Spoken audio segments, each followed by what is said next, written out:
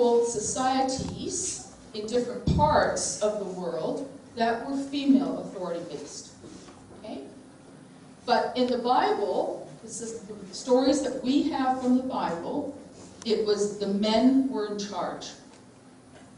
That's not that far from your culture, right? You still have very much, it's changing, but certainly up until maybe your grandparents' generation, it was clearly understood that the men are in charge. They have the authority, right? Right? Now some of you men may be lamenting that this is changing, but that's reality.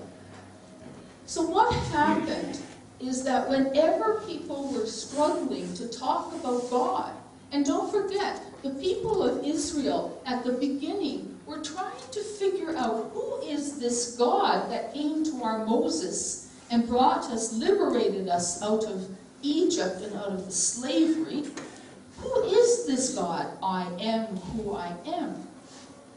And so they were continually, as a people, trying to understand who is this one God?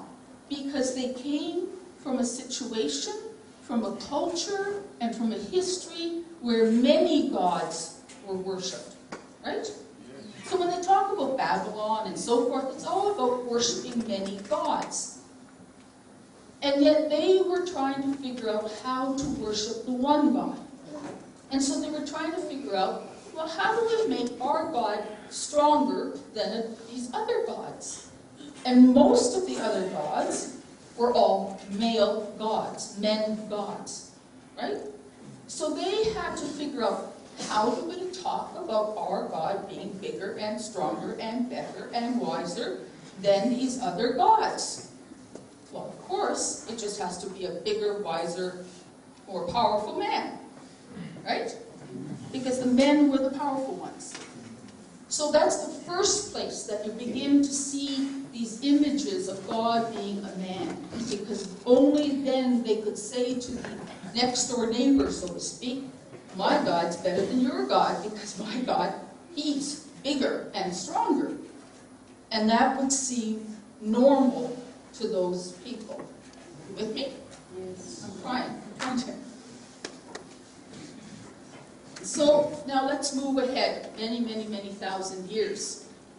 When we came to the writing of the Bible, when we came to the time when this book, when people were deciding which parts, which stories, which gospels, which epistles were going to go into this book, and that was done as a decision by a group of men in the Catholic Church.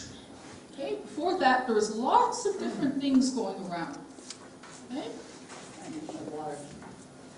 And what happened, of course, these men who were powerful and knowledgeable and the authority in the society, for them it would be most natural to just say, here's all these images of God that are male images that shows how strong our God is.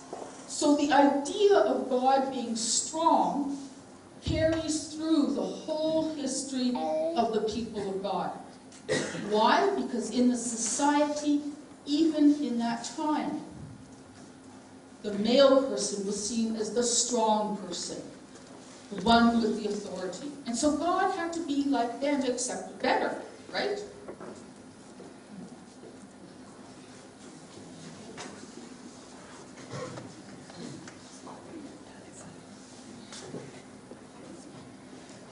I should have learned something. So everything you hear in the Bible, everything you read in the English translations is he. Because he, being God, had to be stronger. He, being God, had to have the final authority. And for people's imaginations at the time, when they're living in a culture where the men are the authority, for people to be told that God is a she would go, huh? She, don't forget, the women in those days, and again, we're not that far from it here, I'm sorry to say, the women in